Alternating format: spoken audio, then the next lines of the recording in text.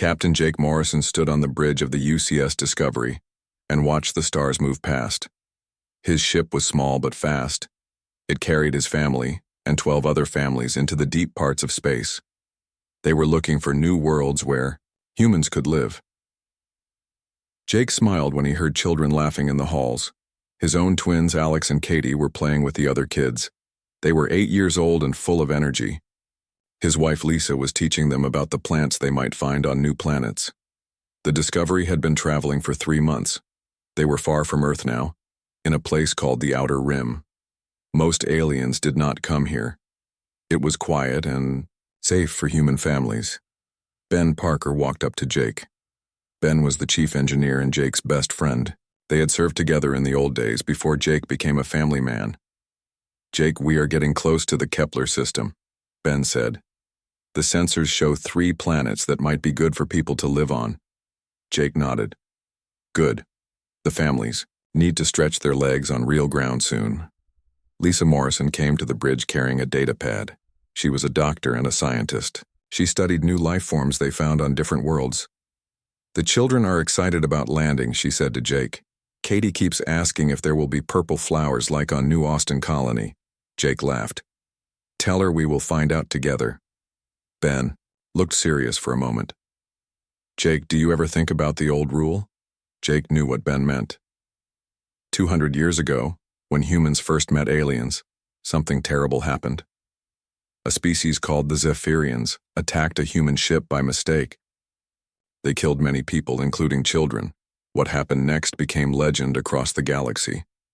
Within hours, Earth sent every warship they had. The human fleet destroyed 3 Zephyrian battle groups before anyone could talk. The aliens learned that day that humans became very dangerous when their children were hurt. After that, the Galactic Council made a law. It was simple and clear. Never harm human children. Every alien species knew this rule. Even the most warlike aliens followed it. They had heard what happened to those who broke it. "The rule has kept the peace for 2 centuries, Jake said. "No one wants to see human rage again." Lisa looked worried. "Do you think we are safe out here?" "Of course," Jake said. "Every species in the galaxy knows the rule. Even if we meet new aliens, they will learn quickly." The Discovery moved toward the Kepler system. In the ship's schoolroom, Katie Morrison was drawing pictures of alien flowers. Her brother Alex was reading about different planets. They did not know about the rule. Their parents wanted them to grow up happy, not afraid. Other children on the ship played games and learned from their parents. There was 8-year-old Emma Clark, whose father ran the ship's kitchen. 10-year-old Danny White loved to help his mother fix the computers. Little 5-year-old Sam Davis followed his big sister Lucy everywhere. The families had left Earth to find new homes among the stars. They were explorers, not soldiers. The Discovery carried no weapons except small ones for hunting animals on planets. They trusted that the galaxy was safe for them. Jake walked through the ship and talked to the other parents. There was engineer Tom Bradley, whose wife Mary taught the children math. Dr. Peter Jones and his wife Helen ran the medical bay. Pilot Steve Rogers and his family helped navigate between stars. All the families knew each other well. They had trained together for 2 years before leaving Earth. They were more than crew members. They were friends who would build new communities together. On the bridge, the sensors showed the Kepler system ahead. 3 planets waited for them. The first planet was too hot. The second was too cold. But the third planet looked perfect. It had water, land, and an atmosphere humans could breathe. "We will orbit the third planet tomorrow," Jake told his crew. "If it is safe, we will send down exploration teams." That night, Jake put his children to bed. Katie hugged her stuffed rabbit and asked about the new planet. "Will there be animals, Daddy?" she asked. "Maybe," Jake said. "We will be very careful and find out." Alex was more serious than his sister. "Dad, why do we go to new planets?" Jake thought for a moment. "Because humans like to explore. We want to find new homes where our families can grow and be happy." After the children were asleep, Jake and Lisa sat in their quarters and looked at the stars through the window. "I love this life," Lisa said. "Taking our children to see new worlds, teaching them about the universe." Jake nodded. The galaxy has been peaceful for so long. Our children will grow up in a better time than we did. Neither of them knew that far away in another part of space, new aliens had arrived. These aliens had never heard of humans or their children. They did not know about the rule that kept the galaxy safe. The aliens were called the Krex Dominion. They came from another galaxy and wanted to conquer everything they found. They did not care about rules or peace. They only understood strength and fear. Commander Vex Kralian led the Krex war fleet. He had destroyed many worlds in his own galaxy. Now he wanted to take over this new galaxy too. His ships were strong and his weapons were deadly. The Krex had been watching the edge of the galaxy for weeks. They had seen some alien ships and destroyed them easily. They thought all the species here were weak. Soon the Krex fleet would meet the UCS Discovery. Commander Kralian would learn about human children and the rule that protected them. But by then it would be too late. The peaceful families on the Discovery continued their journey, not knowing that their quiet life was about to change forever. The alarm on the Discovery bridge made a loud noise. Jake Morrison ran from his quarters and saw Ben Parker working at the controls. "What is happening?" Jake asked. "Unknown ships coming toward us," Ben said. "5 big ones. They are not in our database." Jake felt cold fear in his stomach. The Discovery was alone in deep space. No other human ships were close enough to help. Lisa Morrison came to the bridge with worry in her eyes. "Jake, the children can hear the alarm. They are scared." "Go to them," Jake said. "Keep them calm. This might be nothing." But Jake knew it was not nothing. The ships on the screen looked like weapons of war. They were black and covered with gun ports. They moved in attack formation. Commander Vex Kralian stood on the bridge of his flagship, the Deathwind. He looked at the small human ship with interest. It was tiny compared to his warships. "What species is this?" Kralian asked his officer. "Unknown, Commander. The ship appears to be a civilian research vessel. No heavy weapons detected." Kralian smiled. His teeth were sharp and his eyes were yellow. The Krex looked like giant lizards that walked on 2 legs. They lived for battle and conquest. "Perfect. We will take this ship and learn about this galaxy's weak species." On the Discovery, Jake tried to send messages to the alien ships. "Unknown vessels. This is Captain Jake Morrison of the United Colonial Ship Discovery. We are a peaceful research mission. Please respond." The answer came quickly. It was a harsh voice speaking rough English. "Human ship, you will stop your engines and prepare to be boarded. Resist, and you will be destroyed." Jake felt his heart beat fast. He had served in the military before becoming an explorer. He knew the sound of a threat. "Ben, send out a priority message to Earth," Jake said quietly. "Tell them we have made contact with hostile aliens." Ben's fingers moved over the controls. "Message sent, Jake, but it will take hours to reach the nearest human base." The Krex. Ships surrounded the Discovery. They were so big they blocked out the stars. Jake could see weapons pointed at his small ship. "Human captain," the voice said again. "You will surrender now, or we will take your ship by force." Jake opened the communication channel. He spoke slowly and clearly. "I am Captain Morrison. We are civilians. We have women and children on this ship. There are laws in this galaxy about harming non-combatants." Kralian laughed. It was an ugly sound. "Laws? We are the Krex Dominion. We make our own laws. Your species looks weak. You will serve us or die." Jake tried again. "Listen to me carefully. In this galaxy, there is one rule that everyone follows. Never harm human children. If you break this rule, you will face consequences you cannot imagine." "Threats from such a small ship?" Kralian said. "You amuse me, human. We have conquered 100 worlds. Your children mean nothing to us." Jake felt ice in his veins. This alien did not understand. The Krex had never heard of the rule. They did not know what happened to those who broke it. In the ship's common area, the human families gathered together. The children stayed close to their parents. Katie Morrison held her stuffed rabbit tight. Alex stayed next to his mother, Lisa. "What is happening, Mom?" Katie asked. "Strange ships found us," Lisa said. "Daddy is talking to them."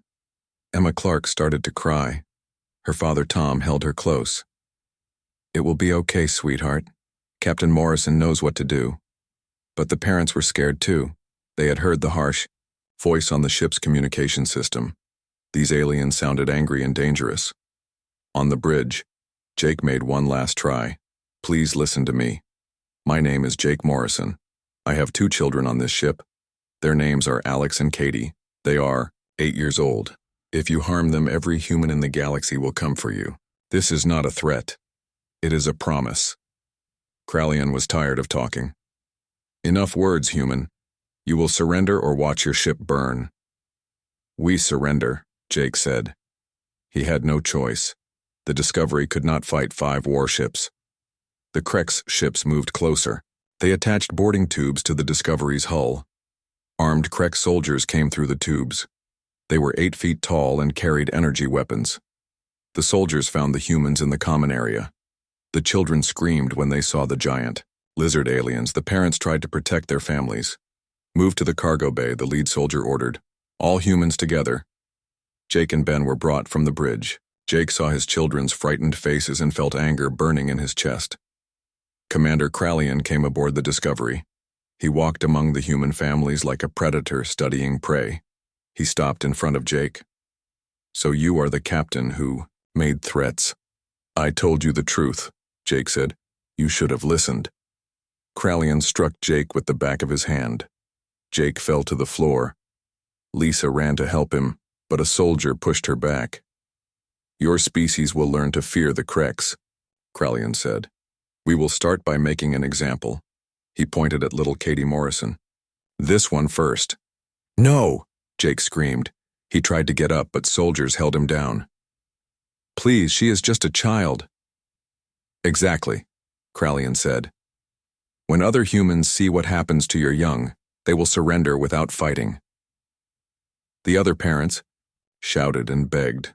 The children cried for their families, but the Krex soldiers did not care. Jake looked at his daughter's scared face. "Katie, I love you. Daddy loves you so much." Krallian raised his weapon toward the little girl. At that moment, Ben Parker activated a hidden device. It sent out a special signal that had not been used for 200 years. The signal told every human base in the galaxy that human children were in deadly danger. The signal reached Earth in minutes through quantum relays. It went to every human colony, every space station, every ship in the fleet. On Earth, Admiral Sarah Brooks received the signal in her office. She read it twice, not believing what she saw. Then she pressed a button that had gathered dust for 2 centuries.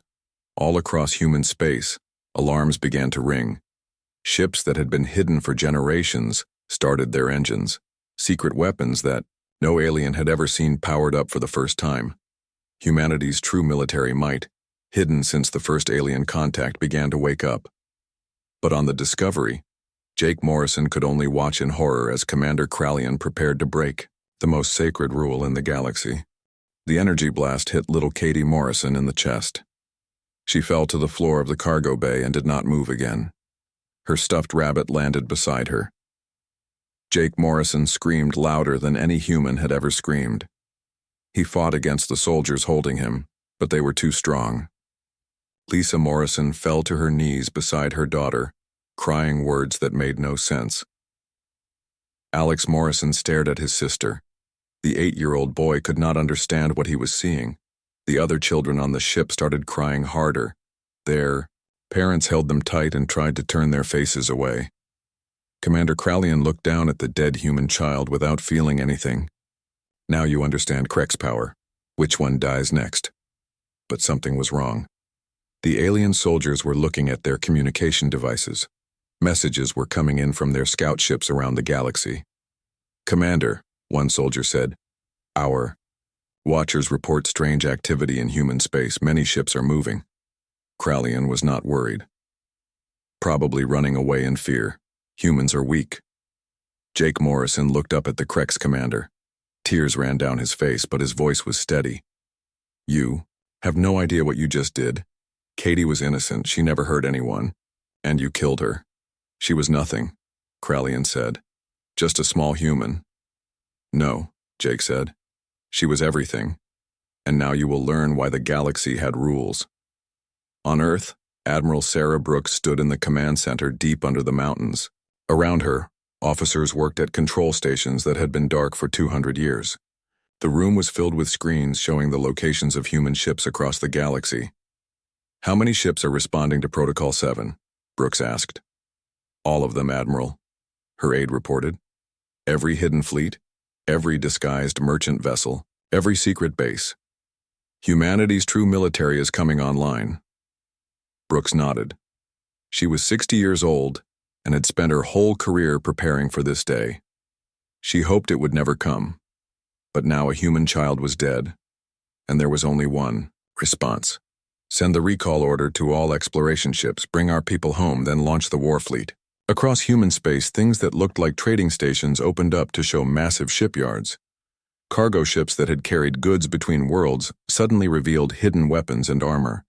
Peaceful research vessels transmitted new identification codes and became destroyers. The merchant ship New Horizon was carrying supplies to a mining colony when its captain got the message. Captain Ruth Taylor had been a fighter pilot before she became a trader. She knew what Protocol 7 meant. "Computer, activate military configuration," she said. The ship's hull plates moved and shifted. Hidden missile tubes opened. Energy weapons extended from concealed ports. In 30 seconds, the New Horizon became the warship it had always been designed to be. This same transformation happened to hundreds of ships across the galaxy. For 2 centuries, humanity had pretended to be peaceful, traders and explorers, but they had never forgotten the lesson of first contact. They stayed ready for war.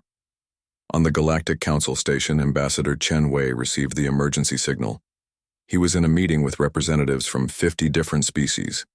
When he read the message, his face went white. "The meeting is over," Chen said, standing up.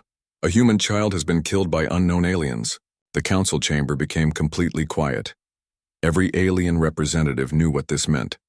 They had all heard the stories of human rage when their young were threatened.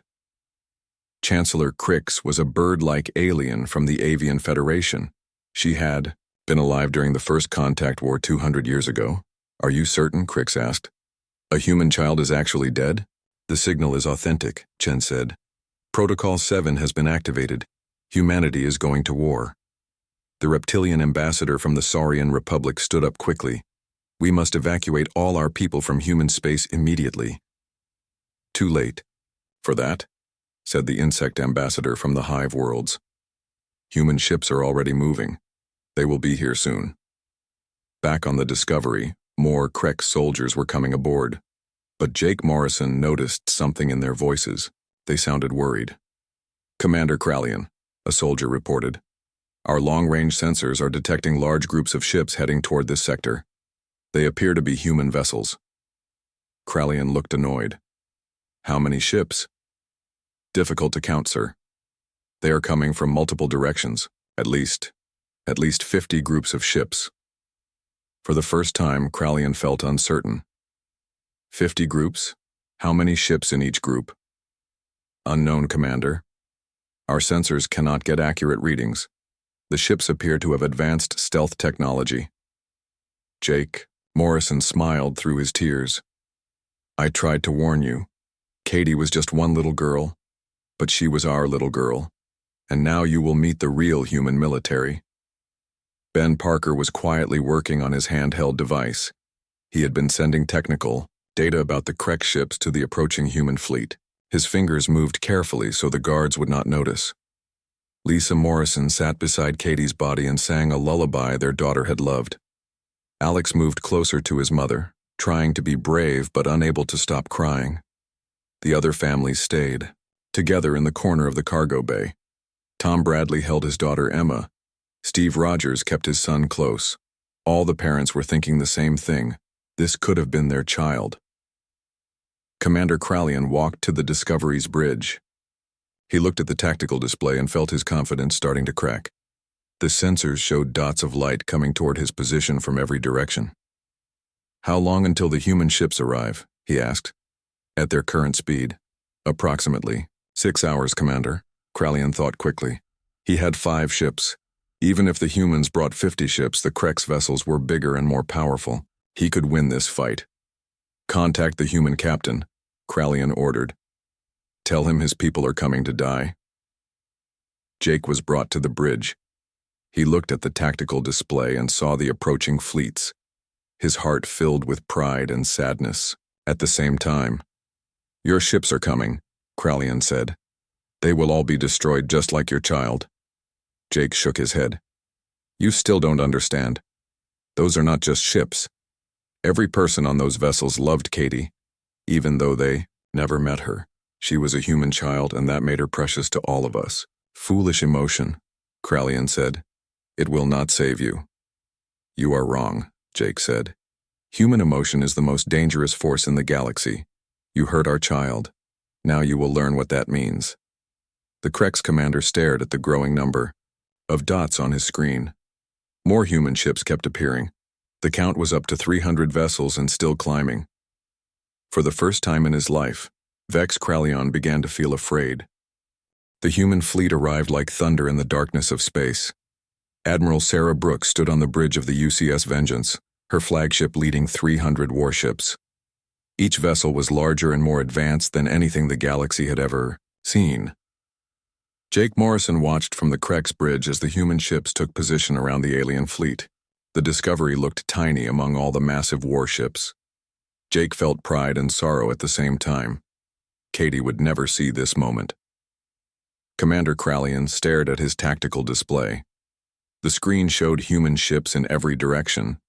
They had surrounded his 5 vessels completely. His communications officer looked terrified. "Commander, we are receiving a transmission from the human fleet. Put it on screen," Krallian ordered. Admiral Brooks appeared on the display. She was a strong-looking woman with gray hair and cold blue eyes.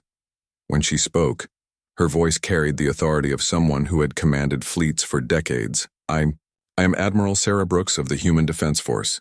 You have violated the most sacred law in this galaxy. You have killed a human child." Krallian tried to sound confident. "I am Commander Vex Krallian of the Krex Dominion. We do not recognize your laws. Leave now, or be destroyed." Brooks smiled, but it was not a happy smile. "Commander, you have one chance. Surrender your ships immediately. Turn over all prisoners, unharmed. Face trial before the Galactic Council for your crimes." "Never," Krallian snarled. "The Krex bow to no one." Jake Morrison spoke from beside the Krex commander. "Admiral, this is Captain Morrison. They killed my daughter Katie. Her name was Katie Morrison. She was 8 years old." Brooks closed her eyes for a moment. When she opened them, they were filled with controlled rage. "We know, Captain. Katie's name has been transmitted to every human ship and base in the galaxy. She will never be forgotten." On the human flagship, Brooks turned to her weapons officer. "Are all ships ready?" "Yes, Admiral. All vessels report full combat readiness." Brooks opened a channel to the entire human fleet. "This is Admiral Brooks. Today we fight not for territory or resources. We fight for Katie Morrison, age 8. We fight for all the children of humanity. Show them what happens when someone breaks the sacred rule." In the cargo bay of the Discovery, the human families heard the announcement over the ship's communication system. Lisa Morrison held her dead daughter closer and whispered, "The whole fleet knows your name, baby girl." Alex Morrison wiped tears from his eyes. "Mom, are they going to stop the bad aliens?" "Yes, sweetheart," Lisa said. "They are going to make sure this never happens again." Commander Krallian opened fire first. His 5 ships launched every weapon they had at the human fleet. Energy beams and missiles streaked through space toward the human vessels. The human ships did not even try to dodge. Their shields absorbed the Krex weapons like they were nothing. The energy beams that could destroy planets barely made the human shields flicker. "Impossible," Krallian whispered. "Our weapons should have torn through their hulls." Jake Morrison shook his head. "You never understood. Humans have been preparing for this day for 200 years. Every year we built better ships, stronger weapons, tougher shields. We hoped we would never need them." Admiral Brooks gave the order to return fire. All ships, weapons free. Show them human justice. The human fleet fired as one. 300. Ships released hell upon the Krex vessels. The weapons were unlike anything seen before in the galaxy. Phase cannons that went through shields like they were not there. Kinetic missiles that struck with the force of small asteroids. Energy weapons that turned armor into vapor. The first Krex ship exploded in seconds. The second lasted only a little longer. Krallian watched his fleet die around him with growing horror. "Commander, our shields are failing," his weapons officer reported. "Hull breaches on all decks." "Return fire," Krallian screamed. "All weapons, maximum power." But the Krex weapons could not hurt the human ships. It was like throwing rocks at a mountain. The human vessels moved through the Krex fire without slowing down. Small human fighters swarmed around the remaining Krex ships. They were controlled by artificial intelligence and moved faster than any living pilot could fly. They struck with surgical precision, destroying weapons and engines while leaving life support systems intact. Within 1 hour, 4 of the 5 Krex ships were completely destroyed. Only Krallian's flagship remained, and it was badly damaged. The ship's engines were dead, its weapons were gone, and its shields had failed. Human Marines in advanced armor boarded the Krex flagship through multiple breach points. They moved through the ship like ghosts, overwhelming the alien defenders with superior equipment and training. Jake Morrison was freed from his captors when the Marines reached the bridge. He looked at Commander Krallian, who was now wounded and on his knees. "Your fleet is gone," Jake said. "Your ship is captured. Was killing my daughter worth this?" Krallian looked around at the human Marines. Their armor made them look like mechanical demons. Their weapons hummed with barely controlled power. I did not know," Krallian said. "We had never heard of humans before." "That is not an excuse," Jake said. "Katie was an innocent child. She never hurt anyone. She just wanted to see purple flowers on new planets." Admiral Brooks came aboard the captured ship with more Marines. She walked up to Krallian and looked down at the alien commander with disgust. "You are Vex Krallian?" "Yes," the Krex replied weakly. "You killed Katie Morrison?" Krallian nodded. Brooks drew her sidearm and pointed it at his head. For a long moment the bridge was completely silent. "Admiral," Jake said quietly, "don't make yourself a killer like him. Let him stand trial. Let the galaxy see what happens to those who hurt our children." Brooks kept the weapon pointed at Krallian for another 10 seconds. Then she put it away. "You are right, Captain Morrison. He will face justice the proper way." She spoke into her communication device. "This is Admiral Brooks. The Krex fleet has been destroyed. Commander Krallian is captured. Begin rescue operations for the human civilians." Medical teams came aboard the Discovery to help the injured children and to take Katie's body home. Alex Morrison was treated for his wounds. The other families were checked for injuries. Jake Morrison held his son close as they were transferred to the safety of the human flagship. Alex looked back at the damaged Krex ship. "Dad, why did they hurt Katie?" Jake struggled to find words. "Some people in the universe are bad, son. But when bad people hurt good people, others come to help. That is what happened today. Will Katie come back?" "No, Alex, but everyone in the galaxy will remember her name. No other children will be hurt like this again." Admiral Brooks issued orders to her fleet. "Send word to all human colonies. The threat has been eliminated. Begin Phase 2 of Protocol 7. "What is Phase 2? Jake asked. Brooks looked at him with determination. "We make sure the galaxy understands that the rule is absolute. Any species that harms human children will face the same fate as the Krex." The human fleet began spreading throughout the galaxy, carrying the news of what had happened. The message was simple. Humanity's children were protected by the most powerful military force the galaxy had ever seen. Commander Krallian sat in a cell aboard the human flagship, finally understanding what he had done.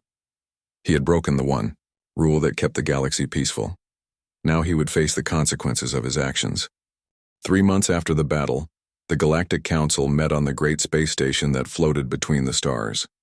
Representatives from 847 species filled the enormous chamber. They had come to witness something that had never happened before. Ambassador Chen Wei stood at the human podium. Behind him, Admiral Sarah Brooks waited in her dress uniform. In the audience, Jake Morrison sat with his son Alex, who was now 11 years old and healing from his injuries. The center of the chamber stood a cage. Inside the cage was Commander Vex Kralian.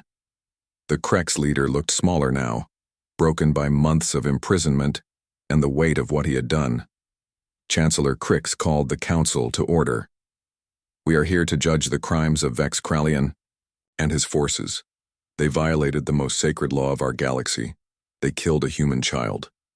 A hologram appeared above the chamber. It showed the face of Katie Morrison, smiling and holding her stuffed rabbit. The entire council fell silent as they looked at the innocent 8-year-old girl who had been murdered. Her name was Katie Morrison, Ambassador Chen said. She loved flowers and animals.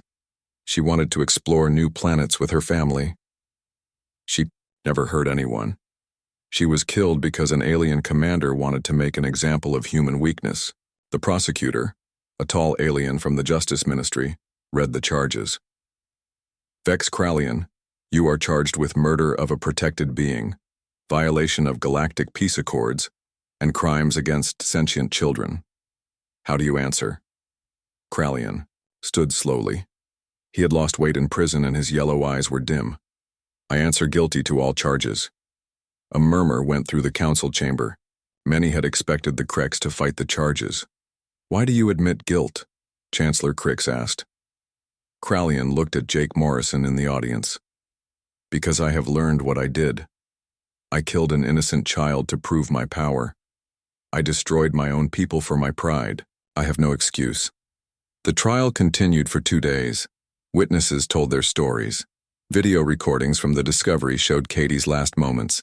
The council saw how a beautiful child had been murdered by an alien who wanted to send a message.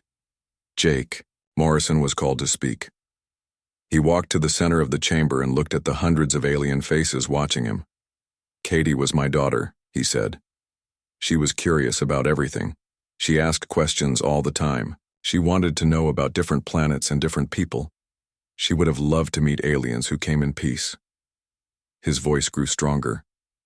But Commander Kralian did not come in peace. He came to destroy and conquer. He saw my daughter as nothing more than a way to frighten other humans. He was wrong about that. He was wrong about everything. Jake looked at Kralian in his cage. You thought humans were weak because we choose peace when we can. You did not understand that choosing peace when you are strong is not weakness. It is wisdom. Admiral Brooks was called to testify about the human military response. She stood before the council in her uniform, her medals showing decades of service. For 200 years, humanity has hidden our true military strength, Brooks said. We could have conquered this galaxy long ago. Our technology is more advanced than any other species. Our ships are more powerful. Our weapons are more deadly. The alien representatives shifted uncomfortably in their seats. This was the first time a human had spoken openly about their military superiority. But we chose not to conquer, Brooks continued. We chose to trade, to explore, to learn. We followed the rules of this council. We respected other species. We asked only one thing in return. Leave our children alone. She pointed at Kralian. This creature broke that one rule. He killed Katie Morrison.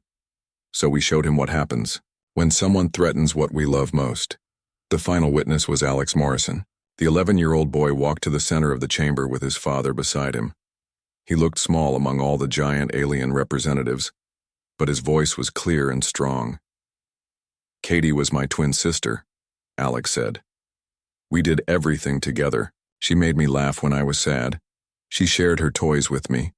She was the best sister anyone could have. Tears ran down Alex's face, but he kept talking. The bad alien killed her because he thought it would make humans scared, but he was wrong. It made humans angry. And when humans get angry about their children, we do not stay angry. We do something about it. Alex looked directly at Kralian. You took my sister away, but because of what you did, no other children will be hurt like Katie was. So maybe something good came from something terrible. The council voted on Kralian's punishment. It was unanimous. Life imprisonment on a prison planet alone, to think about what he had done for the rest of his days, but the real decision came next. Chancellor Crix stood before the assembly. The Council has voted on Resolution 2387 Alpha, she announced. It passes by unanimous consent. From this day forward, humanity will serve as the official protectors of galactic peace. Admiral Brooks was asked to speak for humanity. We accept this responsibility, she said, but understand what this means. Any species that harms children of any race will face human justice. Any species that chooses war over peace will face human strength. She paused and looked around the chamber. We hope we never have to use our full power again. But if we must, we will. The children of this galaxy will be safe. After the trial, Jake Morrison was promoted to Admiral. His first assignment was to establish the Galactic Protection Fleet. Human ships would patrol the borders of known space, watching for threats like the Crex. Alex Morrison decided to join the Fleet Academy when he was old enough. He wanted to protect other children like his sister Katie. The Morrison family moved to New Geneva Colony, where a memorial garden was built for Katie. It had purple flowers from 12 different worlds, just like she had always wanted to see. Every year on the anniversary of Katie's death, representatives from every species in the galaxy sent flowers to the garden. They wanted to remember the little girl whose death had changed everything. The Crex Dominion was expelled from the galaxy completely. Their surviving ships were escorted back to the Andromeda Galaxy with a warning: never return. Other aggressive species took note of what had happened. Several warlike empires immediately opened peace negotiations with the Galactic Council. They had seen the fate of those who threatened human children. Jake Morrison often visited Katie's memorial garden. He would sit by the purple flowers and tell his daughter about the peaceful galaxy she had helped create. You would have loved all these flowers, sweetheart, he would say. Children from 100 worlds come here to play. They are safe because of you. Admiral Brooks retired 5 years later, knowing that her job was done. The galaxy was more peaceful than it had ever been. Human ships patrolled the void between stars, a silent reminder that some rules must never be broken. Alex Morrison grew up to become a captain in the protection fleet, just like his father. He named his first ship the Katie Morrison. On its hull, he painted a small rabbit in memory of his sister's favorite toy. The galaxy learned an important lesson from the tragedy of Katie Morrison.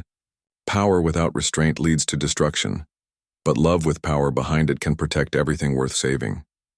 Human children continued to explore new worlds with their families, safe in the knowledge that the entire galaxy would defend them. And in a garden on New Geneva Colony, purple flowers bloomed eternal in memory of a little girl who changed the universe.